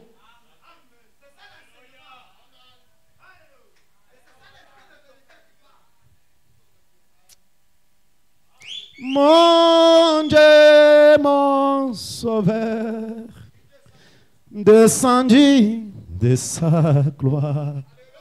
Son nom était Jésus. Histoire toujours vivante, né dans une mangeoire, étranger pour les siens. Un homme de chagrin, de larmes et douleur. Oh, combien je l'aime, combien je l'adore. Mon soleil, mon souffle, mon tout en tout. Le grand créateur devait mon sauveur. Tout ce que Dieu est demeure en lui. Sans aucun regret, il devint chair et sang. Il prit la forme humaine, montrant le plan caché. Ô glorieux mystère, sacrifice du calvaire. Maintenant je sais qui est le grand je suis.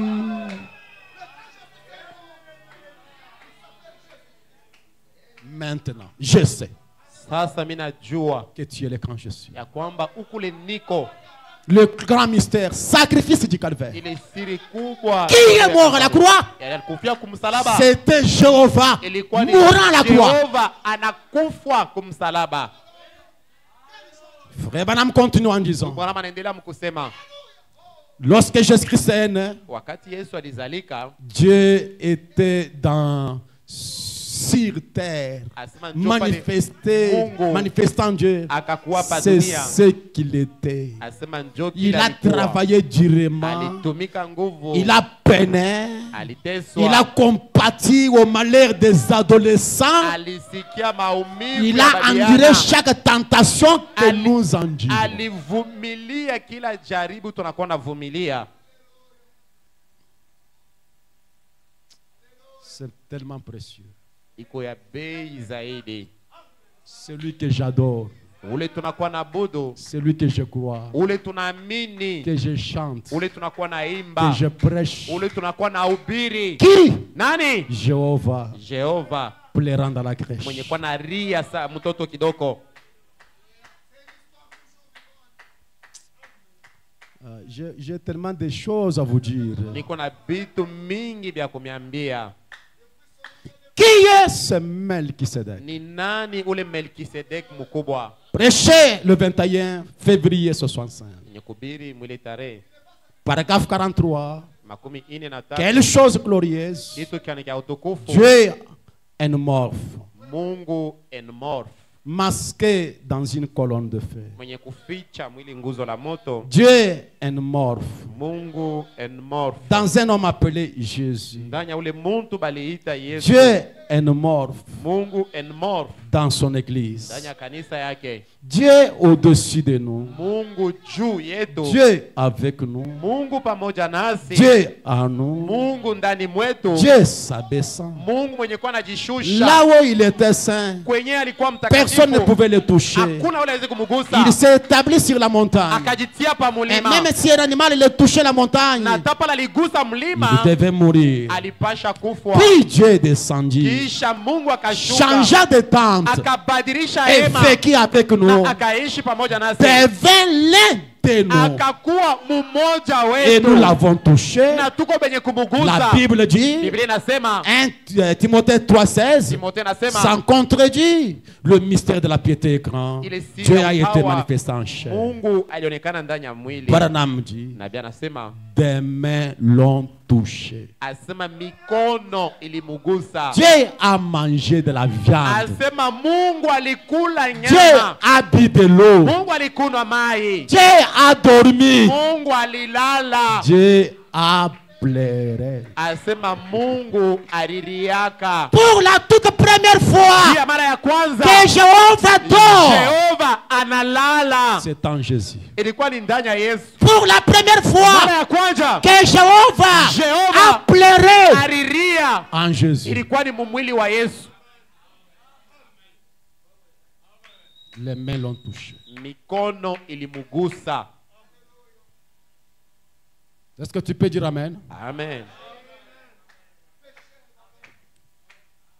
Il était l'un de nous. Alikuwa mmoja katikati yetu. C'est merveilleusement représenté dans des types de la Bible. Iko yenye kuonekanishwa namna ya mzuri mu mifano ndani ya Biblia. C'était Dieu au-dessus de nous. Ilikuwa ni Mungu juu Dieu yetu. avec nous. Mungu pamoja nasi. Maintenant, c'est Dieu en nous. Hapa ni Mungu ndani Le mwetu. Saint-Esprit. Roho Mtakatifu. Non pas la troisième personne, Hapana mtu wa mais tatu. la même Lakini personne. ule mtu moja moja. La même personne. Inakuwa ni ule mtu moja moja.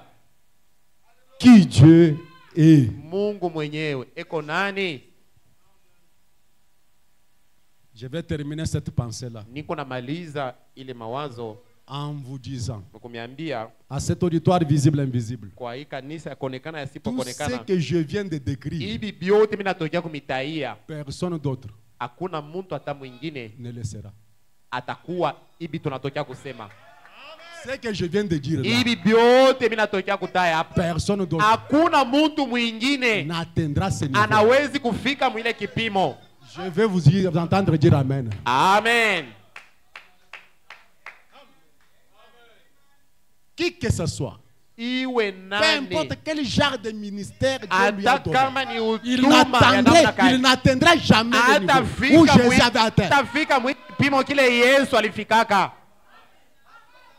Olinga, Upende au usipende. olingi, obiki, olingite, okofi.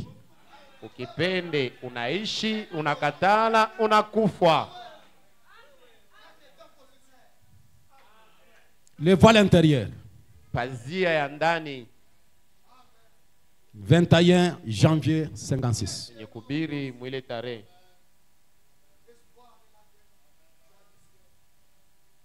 Je prends au milieu.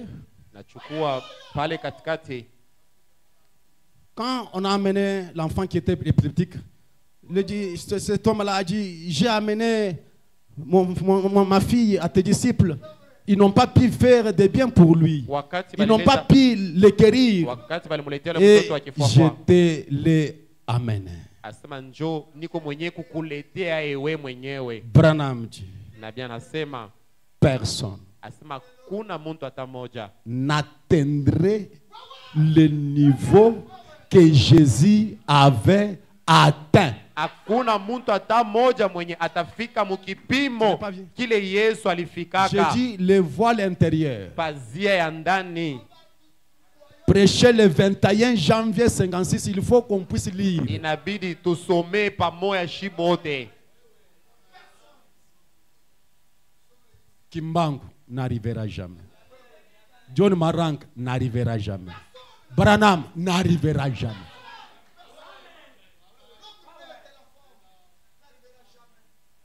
Paragraphe 8. Mstari ya 8. Personne Asema muntu hata moya n'atteindrait le niveau que Jésus avait atteint. atafika kipimo kenye Yesu alifikaka. Est-ce que je peux entendre l'amen? Amen. Je peux entendre l'amen. Amen. Il était Dieu. Alikuwaka Mungu. Dieu incarné, rendu manifeste ici sur la terre. Mungu mwenye kujiingiza na mwenye kuonekana hapa pa dunia. Dans la chair. Ndani ya mwili. Pour nous donner Njuu ya kutupatia ce que Dieu était. kutupatia kile Mungu alikuwaka. Nous donner quoi? Kutupatia nini? Ce que Dieu Kile Mungu était. alikuwaka.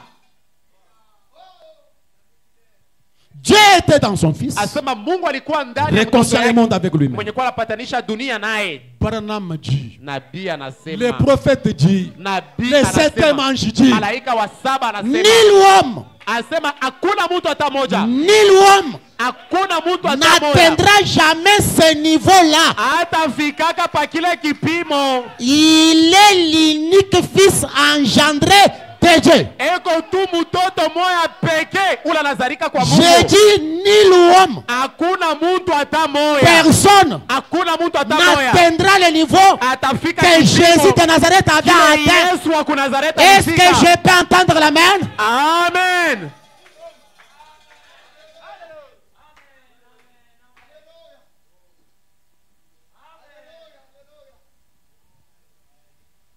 C'est pourquoi la plus grande et glorieuse révélation, c'est de qui Jésus est. Ni ya kujua Yesu alikuwa nani.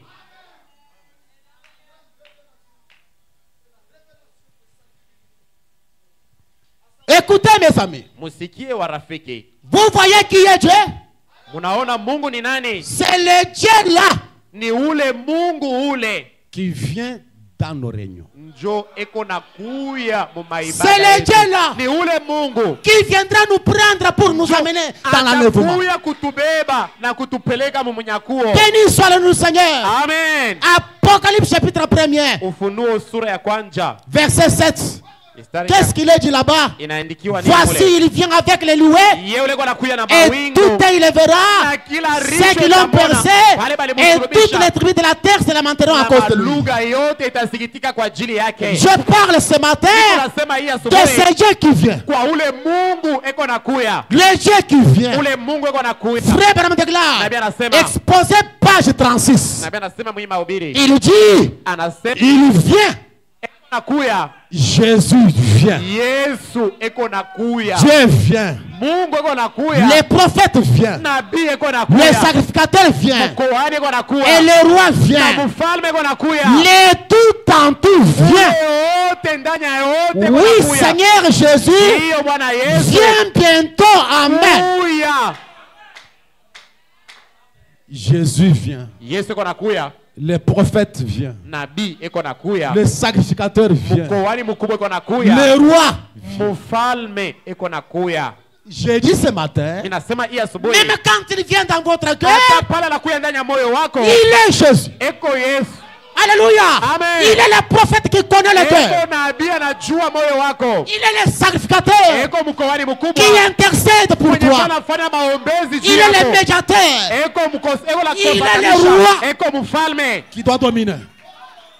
Je viens dire quelque chose. Ninapenda kusema kitu. Si Jésus, Kama Yesu. si Jésus Kama Yesu. n'est pas un prophète Ashina nabii. dans votre cœur, Ndani ya moyo wako. vous ne verrez pas de mal. Hautaona Et bubaya. vous ne verrez jamais les choses qui doivent arriver. Hautaona vitu vyenye vitakuja. Si Jésus Kama Yesu. n'est pas sacrificateur Ana mkoani. dans votre vie, Maisha vous ne yako. saurez pardonner à personne. Hautajua kusameana. Pour pardonner à un homme, Juu ya il kuhurumiana. faut que Jésus, Inabidi le Yesu. sacrificateur, Mkoani mkubwa. soit en vous. Akuwe ndani mwako. Pour qu'il puisse régner, Juu ya pour tawale. qu'il puisse dominer Juu ya dans tawale. ta ta vie, il doit être le roi. Et ce matin, Jésus vient, les prophètes viennent, sacrificateurs viennent, le roi vient. S'il est sacrificateur dans mon cœur, je peux pardonner mon ennemi le plus acharné. Peu importe ce que mon frère a fait, peu importe ce que ma soeur a fait, Jésus est sacrificateur dans mon cœur.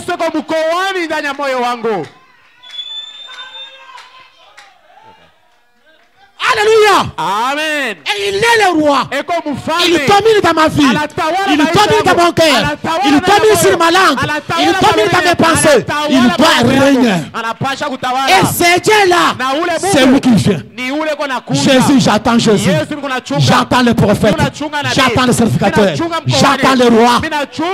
Alléluia. Amen.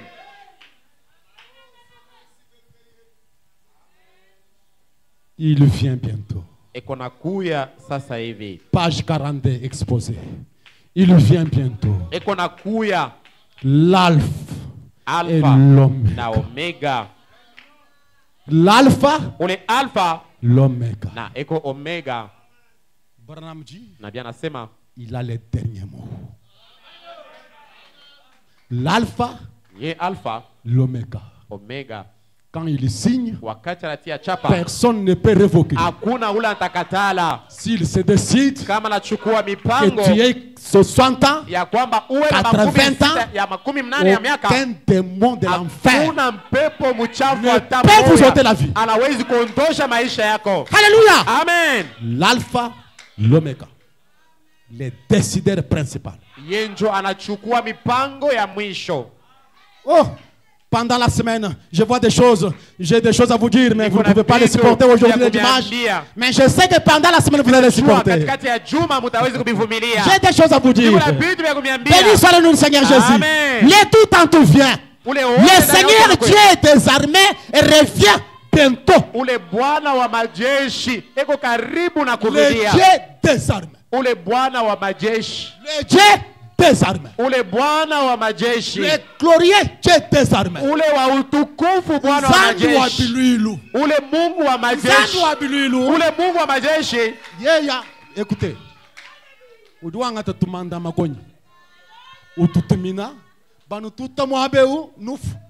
Bashebe kutumanda makonyi. Nzambi wa biluilu. Ule Mungu wa majeshi ataimba, anawezi kukokoa. Anshumbwa ataimbwa, atatumikisha imbwa na njia kokoe. Il peut utiliser même un bébé. Anawezi kutumikisha hata mtoto wa maimani njia kukokoa. Je sais de quoi je parle. Mimi najua ni nini mimi nasema. Wa biluilu. Wa makanda. Wa biluilu. Ye wa majeshi. Alléluia. Amen. Le Seigneur Dieu des armées revient bientôt. Frère Branham de gloire. Oui. Seigneur Jésus. Seul est l'unique vrai Dieu. Viens bientôt. Est-ce que je peux entendre l'amen? Amen. Seigneur Jésus. Seul est l'unique vrai Dieu. Viens.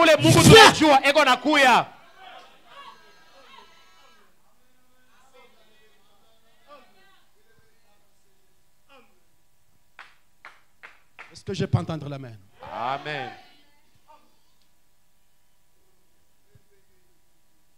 L'Éternel des armées. Wa milele wa majeshi. Il peut prendre le vent. Anawezi kuchukua mpepo et vous confondre. Na anenivuruka nayo. Dieu des armées. Mungu wa majeshi. Il prend un bateau sec.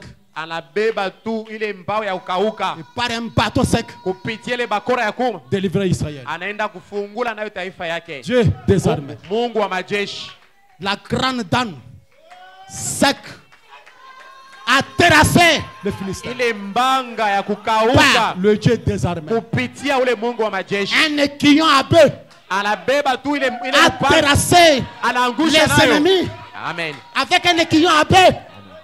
Dieu des armées. Mungu wa majeshi. Il peut utiliser n'importe quoi. Anawezi kutumikisha izuru il lini. peut utiliser n'importe quoi. Anawezi kutumikisha Et ce matin, Life Tabernacle, faites confiance à l'Éternel des armées. Il va terminer cet emplacement, cet travail. Alléluia. Il est puissant conquérant. Il n'a jamais tourné les dos à l'ennemi. Alléluia. Amen. Il est Dieu. Il est Dieu. Amen. Pour sauver ma vie, pour sauver ta vie, il peut utiliser n'importe quoi. Il est l'Éternel des armées. Amen.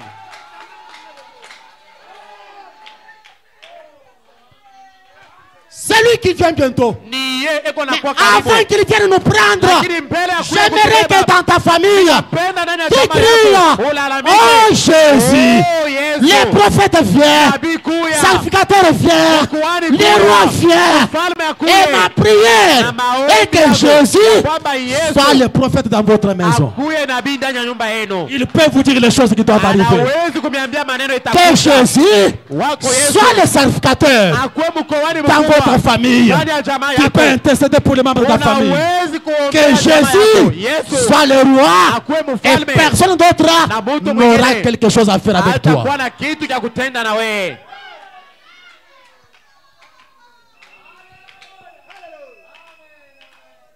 Le Dieu que nous attendons sera la chanson de l'Israël revenu. Quand paraîtra Jésus, il viendra pour délivrer notre agneau immolé. Alléluia! La plénitude divine est en lui. Tout est en lui. La puissance est en lui. La guérison est en lui. La gloire est en lui. L'élévation est en lui. La dernière décision est en lui. Alléluia. Alléluia. Votre guérison est en lui. Votre élévation est en lui. Votre gloire est en lui. Votre enlèvement est en lui. Ma résurrection est en lui. Alléluia. Qui est comme lui? Incomparable. Alléluia. Avez-vous besoin de quelque chose? Il est l'Éternel des armées. Avez-vous besoin du salut? Il est le salut de vos âmes. Avez-vous besoin de manger? Il est le Jéhovah qui pourvoit besoin. Mettons-nous debout et chantons. Tout est en lui. Alléluia. Le Dieu que nous attendons.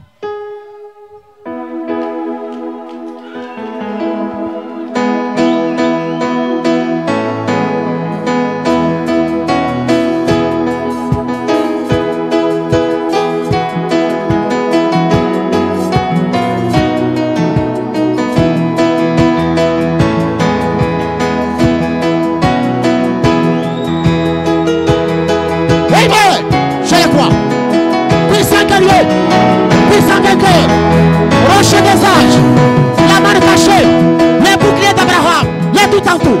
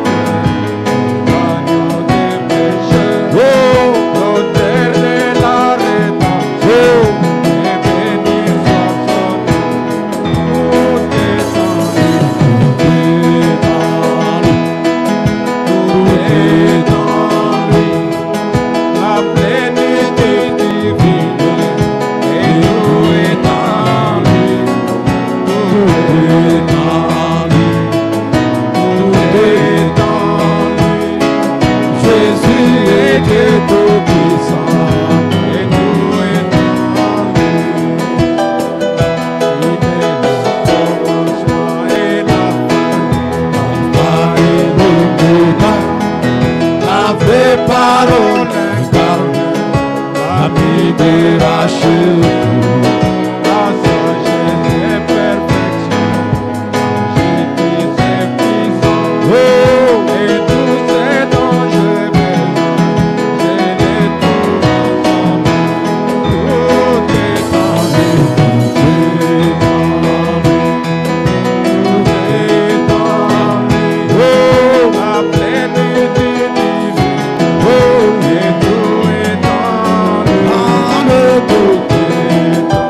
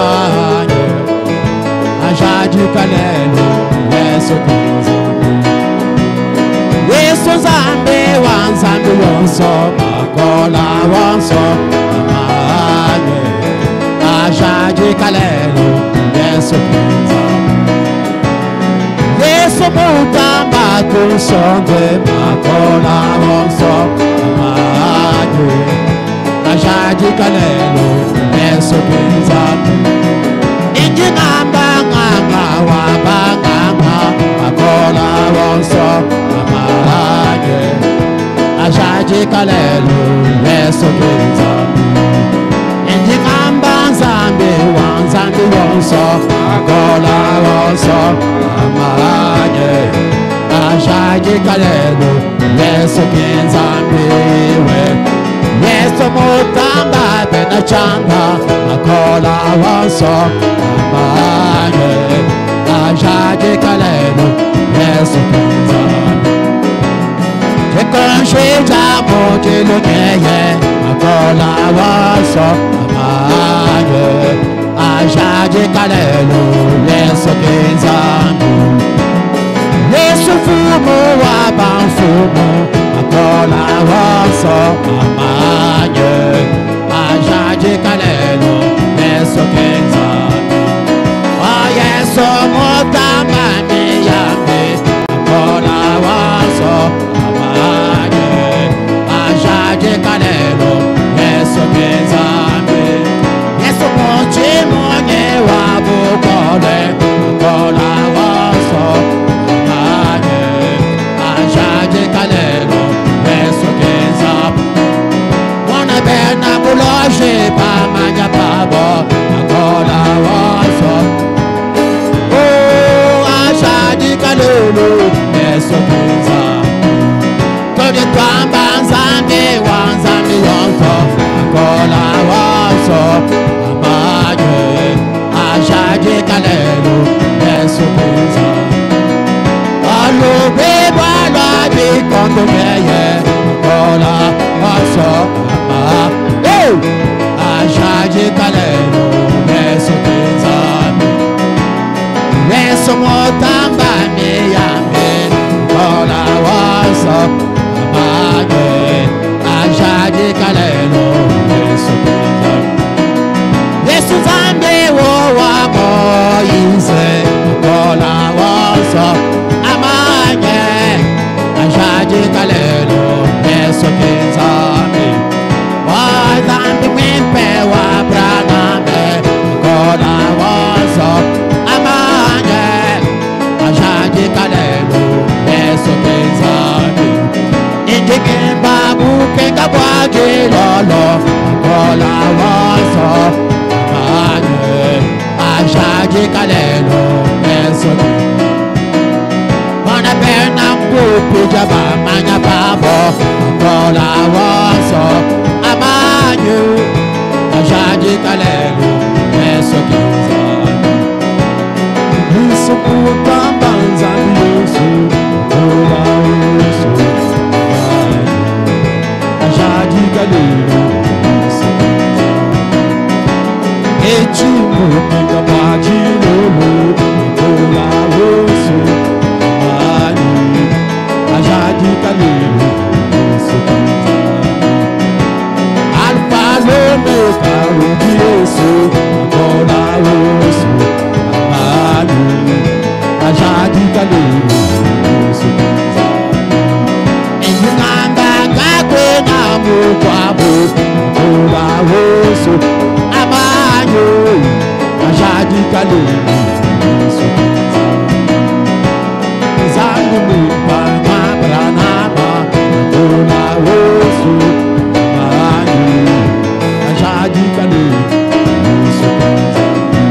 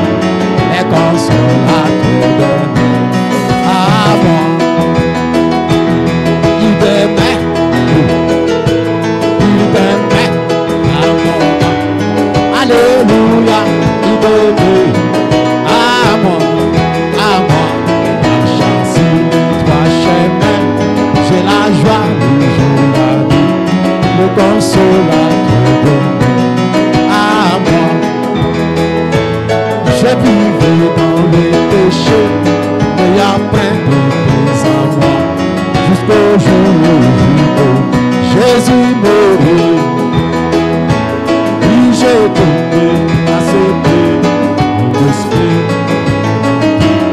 le consolateur à moi.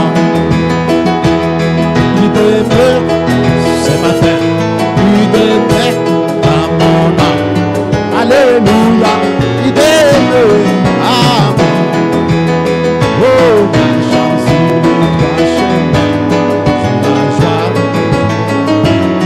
le consolateur à moi. Le Dieu pardon et connaît tous mes soucis. Je suis libre, remets-moi sous. Le Saint-Esprit me contrôle. Jésus satisfait mon âme, le consolateur à moi, à lui. Oh, il demeure cette parole. Alléluia, il demeure à moi. Marchant sur les trois chemins, j'ai la joie le jour, la nuit, le consolateur à moi. Il te désire, c'est bon, c'est paisible, il y a longtemps, Jésus abandonné. Oh, toute ma vie changé en jeu. Oh, et le cadeau en revue, le consolateur à moi. Oh, il demeure à ma sœur, il demeure à mon frère. Alléluia, il demeure à nous. Oh, marchant sur les trois chemins, j'ai la joie le jour, la nuit, le consolateur à moi. Alléluia, Seigneur demeure, remplis nos cœurs de ta parole. Donne-nous la joie, donne-nous la paix, la tranquillité, donne-nous l'amour, la paix, la grâce, donne-nous le pardon, Seigneur. Demeure en nous, toi la parole, demeure en nous, toi le glorieux Saint-Esprit de Dieu, toi la parole incarnée, demeure en nous, toi le souverain sacrificateur, demeure en nous, les prophètes demeurent en nous, les rois demeurent en nous, nous avons besoin de toi. Alléluia, Alléluia, il demeure à moi. Oh, marchant sur les trois chemins, j'ai la joie le jour, le consolateur à moi. La parole éternelle, vis dans les croyants. Le Dieu de la Bible vit dans les croyants. La parole est faite chair dans les croyants. Est-ce que vous le croyez?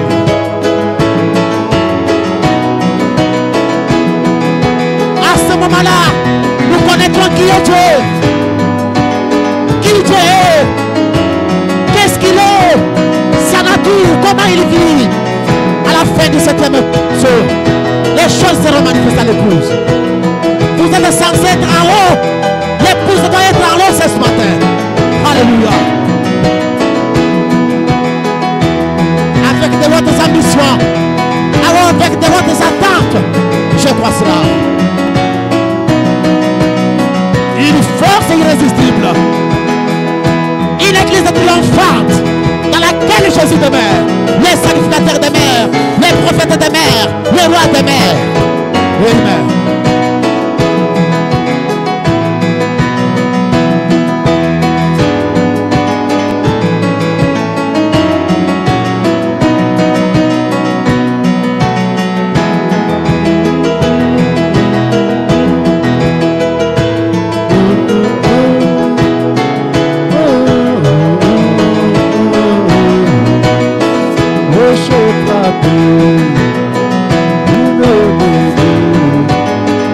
Que ce soit pendant le jour, pendant la nuit, là où les choses marchent ou ne marchent pas, il demeure à moi.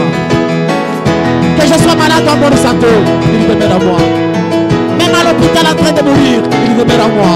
Alléluia. Même dans la tombe, je résisterai, il demeure à moi. Oh, il demeure. Oh, alléluia, il demeure.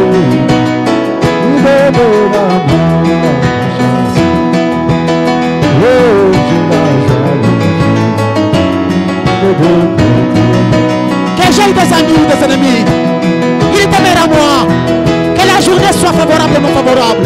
Il demeure à moi, affamé, il demeure à moi, rassasié, il demeure à moi, pauvre, il demeure à moi, riche, il demeure à moi. Quelle espérance bénie ce matin.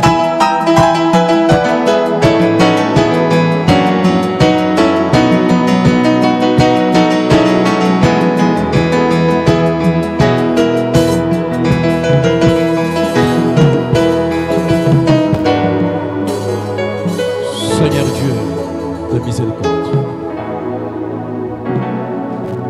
Créateur des cieux et de la terre, le Dieu que nous croyons, le Seigneur Dieu que nous aimons, le Dieu que nous louons et chantons, c'est toi le Dieu que nous adorons. Jésus est ton Saint-Nom. Tu es le Dieu que nous prêchons, le Seigneur Jéhovah que nous attendons. Tu es le tout en tout. Il n'y a rien qui manque en toi. C'est toi le grand Jéhovah à sept noms composés. Jésus, tu es le médecin pour les cœurs brisés. Tu es le conducteur suprême. C'est toi le bouclier d'Abraham. Tu es le rocher d'Israël en Milan. C'est toi la lumière qui est venue au temps du soir. Tu es le Fils de l'homme révélé dans la chair. C'est toi l'ange puissant qui est descendu. Tu es le tout en tout. Tu es le consolateur, le libérateur qui vient de Sion. Tu es la joie et la paix. Tu es l'amour. Tu es la colombe qui recoule dans le cœur des croyants. Tu es la lumière éternelle qui chasse les ténèbres. Puissant conquérant qui a vaincu la mort, la tombe et le séjour des morts. Nous comprenons qui tu es. Ce matin, nous voici. Nous t'appelons pour que tu sois le tout en tout dans notre cœur. Que tu sois le pourvoyeur de nos besoins. Que tu sois le guérisseur des malades. Que tu sois le sauveur des pécheurs. Que tu sois le libérateur, l'avocat qui intercède dans notre faveur. Oh, sois béni à jamais. À cause de ce que toi tu es pour les croyants. Nous tendons le regard vers toi. Comme tu as dit dans ta parole, vous tous qui êtes aux extrémités de la terre, tournez le regard vers moi et vous serez sauvés. Nous tournons le regard vers toi, car nous avons compris ce matin qui tu es. Nous venons à toi avec le fardeau. Nous venons à toi avec, oh Dieu, le souci de ce monde. Nous venons à toi, oh Dieu, avec tout ce que nous avons comme problème de la vie. Nous croyons que tu es le mari capable, l'époux de nos âmes. Jésus, le conducteur suprême. Je te confie aux pécheurs. Seigneur Jésus, que tu sois leur sauveur. Sois le berger qui ramène le rétrograde à la vraie parole, au bercail de l'évangile.